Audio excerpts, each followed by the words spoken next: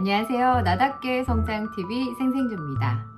2월의 자아는 책을 정리하는 자아였습니다. 그래서 스피치, 말하기 관련 책 20권을 정리했고요. 제가 정리한 것은 좀 이번에는 형식을 갖춰서 정리를 했습니다.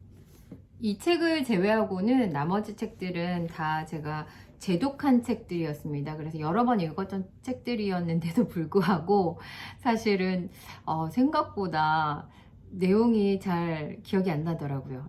새로운 문장들이 많이 보여서 역시 책은 여러 번 읽어봐야겠다 이런 생각을 했습니다. 제가 블로그에 정리할 때는 3가지로 정리했습니다. 첫 번째는 전반적으로 책 표지 그리고 목차에서 무엇을 이야기하고 싶은지 서론에 대해서 말씀드렸고요. 그리고 두 번째로는 좀 인상적이었던 거, 뭐 전체적인 내용을 다 정리한 것도 있지만 제가 인상적이었던 것, 조금 아시면 공유하면 도움이 될 만한 것들을 위주로 정리를 했습니다. 그리고 세 번째는 여태까지 나왔던 이야기를 적용할 점 혹은 한 번 더 정리하면서 이렇게 좀 패턴을 가지고 정리를 해봤습니다. 근데 문득 이런 생각이 들었습니다. 책을 어떻게 정리하면 좋을까? 그러던 중에 조승현 씨가 이번에 유튜브가 구독자 90만이 넘으셨어요. 그래서 Q&A를 하셨는데 그 중에 독서를 어떻게 하시는지 그 내용들을 다 기억하는지 이런 질문들이 있었습니다. 근데 그 질문에서 이분이 하나의 주제를 여러 권 읽어라 이런 이야기를 하시거든요. 하나의 주제를 읽다 보면 공통적으로 큰 흐름들이 보인다는 거죠.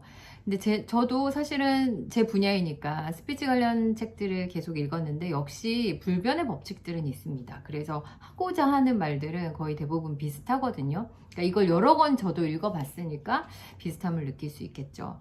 비슷한데 작가마다 참 좀 다른 이야기처럼 해요. 그게 아마 편집이라든지 작가의 생각 그리고 그걸 재정의함 이런 여러 가지 것들이 복합적으로 나타나는 것은 맞습니다만 기본적으로 스피치에 있어서 법칙 이런 것들은 사실은 불변의 법칙들은 분명히 있습니다. 그런데 책을 같은 분야를 계속해서 이렇게 읽다 보면 분명히 정리를 하지 않아도 내 머릿속에 정리되는 굵직굵직한 내용들이 있겠구나 이런 생각을 했습니다. 어려서부터 노트 필기를 안 한다고 굉장히 많이 혼났어요. 저는 노트 필기가 약간은 비생산적인 면이 있다고 생각을 해요. 물론 필요할 때도 있지만 노트 필기를 하게 되면 책을 아무 데서나 읽을 수가 없어요. 같은 분야의 책을 여러 번 읽으면 한 책을 수십 번 읽은 거랑 비슷한 효과가 일어나요. 네, 그리고 다른 채널은 우기부기 TV입니다. 근데 이번에 우기부기 TV에서도 똑같이 독서에 대한 이야기를 하는데요. 이분은 하나하나를 기록하고 그것들을 남깁니다. 그리고 특히 그 이야기를 다 정리한 후에 마지막에 별표를 해놓고 본인의 감정, 느낌, 생각 이런 것들을 첨부하세요. 그러니까 아무래도 원래 그 책 안에서 본인의 삶에 적용할 것들을 분명히 잘 찾아낼 수 있겠죠. 이렇게 이야기합니다. 분류하지 않은 정보는 쓰레기다. 어떤 책에서 그런 이야기가 있었대요. 그러면서 분류를 잘 하고 있는 모습을 보여주십니다. 들었어요. 물론 이런 기록을 하는 이유 그 자체는 꼭 활용을 해야 하는 것만은 아니라고 생각합니다. 이렇게 기록하는 것 그 자체만으로도 우리의 사고력이 증진되고 책 속의 내용을 더 깊이 있게 나의 것으로 만드는데 매우 큰 도움이 돼요. 네, 궁금하신 분들 있으실 것 같아서요. 설명란에 링크로 걸어 놓을 테니까 만약에 궁금하시면 들어가서 보셔도 참 좋겠습니다.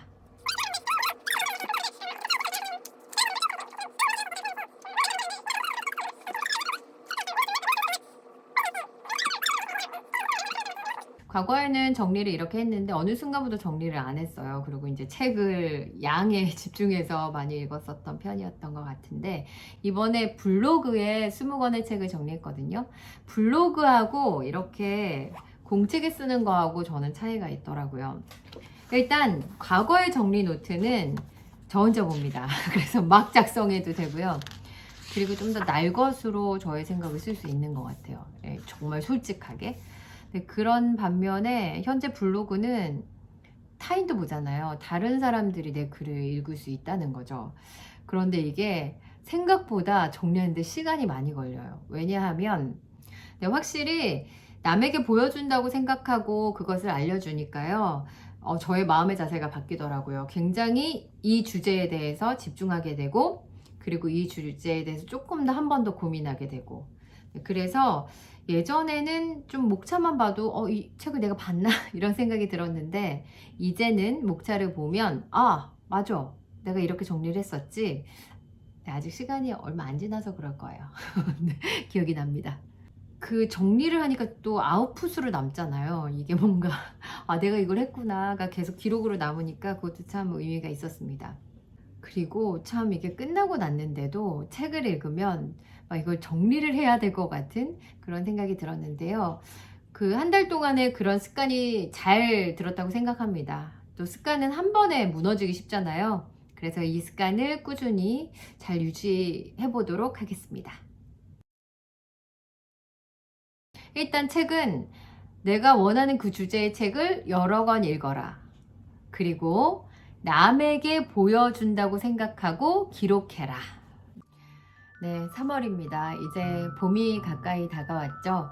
네, 이 3월에는 좀 설레고 좀 푸릇푸릇하고 좀 마음이 행복했으면 좋겠다 이런 생각이 있어서요. 3월의 자아는 즐거운 자아로 선택했습니다.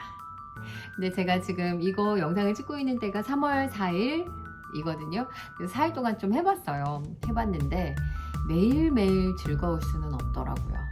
근데 다만 순간순간 찰나는 즐거움을 느낄 수 있더라고요.